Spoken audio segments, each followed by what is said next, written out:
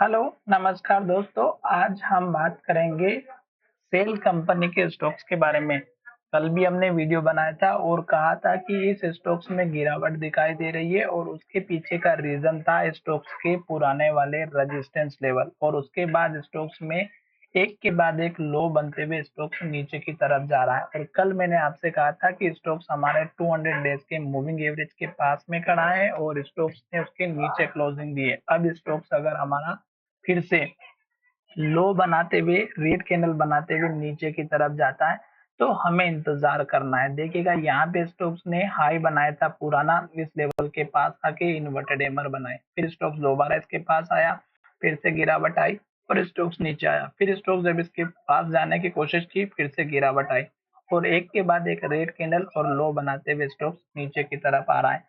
अब स्टोक्स ने ये जो लो बनाया था 127 का, इस ग्रीन कैंडल का, इसको तोड़ करके स्टॉक्स जा चुका है फिर से नीचे और यहाँ पे कल भी स्टॉक्स ने रेड कैंडल बना करके हमें ये संकेत दिया था कि लो के पास में खड़े हैं और अब स्टॉक्स इस लो को तोड़ेगा तो नीचे की तरफ जाएगा और स्टॉक्स का अब सपोर्ट वाला जो लेवल है वो आप देखिएगा, इस कैंडल का लो 117 रुपए और इस कैंडल का लो 116 रुपए।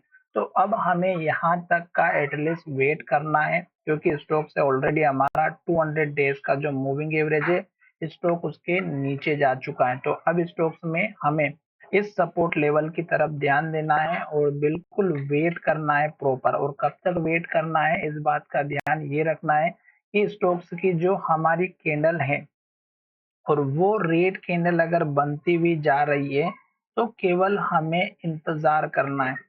क्यों? क्योंकि अगर आप इस तरह की जो बड़ी गिरावट होती है, एक के बाद एक रेड कैंडल बनती है, यहाँ पर भी देख सकते हैं और यहाँ पर भी देख सकते हैं, यहाँ पर भी देख सकते हैं, यहाँ पर भी देख सकते हैं। इसी तरह की कैंडल हमारे यहाँ पर बनते हुए नीचे की तरफ जा रही है और ये जब तक जाएगी तब तक हमें देखना है, केवल वॉच करना है और नई फ्रेश एंट्री बिल्कुल नहीं करना है। अगर आप फिर भी ट्रेड करते हैं तो एक बार अपने फाइनेंशियल एडवाइजर से कंसल्ट करें क्योंकि स्टॉक्स की जो चाल है वो स्टॉक्स में आप देख रहे हैं, इस कैंडल का जो लो था जो लगभग हमारा स्टॉक्स का पुराना हाई भी था, इन्वर्टेड हैमर भी बनी हुई थी 134 रुपए और 135 रुपए के आसपास का लो था। तो 134 और 135 के लेवल को ब्रेकआउट किया है, अब स्टॉक्स इसके नीचे जा चुका है तो अब ये लेवल हमारा टारगेट का काम करेगा और जब तक रेड कैंडल बनेगी लो बनेगा, हमें केवल और केवल वेट करना है, वॉच करना है।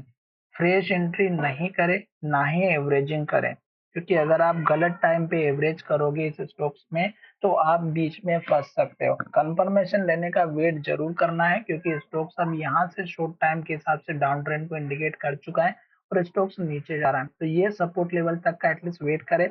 फिर उसके बाद स्टॉक्स और नीचे जाता है तो फिर हमें इस स्टॉक्स का सपोर्ट वाला लेवल 107 रुपए और फिर इम्पोर्टेंट वाला जो लेवल है 100 रुपए से लेकर के 102 103 के आसपास का रहेगा।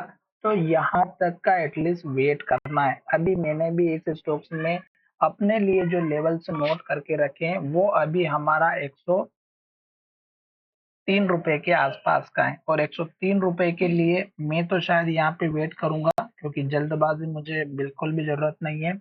तो मेरा एक तो लेवल 103 रुपए का है और दूसरा जो मैंने अभी आपको यहाँ पर बना करके दिखाया है 116-17 का। तो एटलीस्ट इन दो लेवल का मुझे भी इंतजार करना है। अगर स्टॉक उसके बावजूद भी नीचे जाते हुए दिखाई देगा तो मैं उसके बाद भी वेट करूंगा। तो चलिए वीडियो को ये विराम करते हैं। टारगेट की अगर हम बात करें तो छोटा सा टारगेट रखिएगा, पहला इस कैंडल के हाई के आसपास का जो लगभग हमारा यहाँ पर बना हुआ 126-27 का। दूसरा टारगेट इस कैंडल के हाई के आसपास का 134 रुपए के आसपास का। ये दो ही लेवल अभी टारगेट के रूप में लेना है, उसके बाद हम डिसाइड करेंगे कि स्टॉक्स अगर इस लेवल को ब्रेकआउट करके ऊपर की तरफ जाता है तो टारगेट की डायरेक्शन सेट करेंगे। फिलहाल अभी रेड कैंडल बनाते हुए नीचे आ रहा है, वेट करना है, जल्दबाजी नहीं करें। स्टॉक कितना भी अच्छा हो चार्ट को देख करके काम कीजिएगा, अगर चार्ट नीचे की तरफ जा रहा है तो हमें वेट करना है, जाने दीजिएगा। आप और मैं इस स्टॉक को रोक नहीं सकते, आपके पास इतना पैसा नहीं है कि आप किसी भी स्टॉक्स को जो है सपोर्ट पर आकर के बाय कर सकते हो या कहीं पर भी आप स्टॉक्स में इतनी क्वांटिटी बाय करोगे जिससे स्टॉक्स ऊपर चला जाए। आपके वश में थोड़े से स्टॉक्स रहते हैं जो कि आप रिटेल इन्वेस्टर की गिनती में आते हैं और मैं भी रिटेल इन्वेस्टर के अंडर में आता हूँ, तो इसलिए आप केवल वेट कीजिएगा। जैसे स्टॉक सपोर्ट आएगा, ऑटोमेटिक आपको बता देगा कि स्टॉक्स का सपोर्ट लेवल आ चुका है और अब मैं यहाँ पर रुकने के लिए तैयार हो चुका हूँ। तो चलिए वीडियो को यहीं विराम कर दें। धन्यवाद।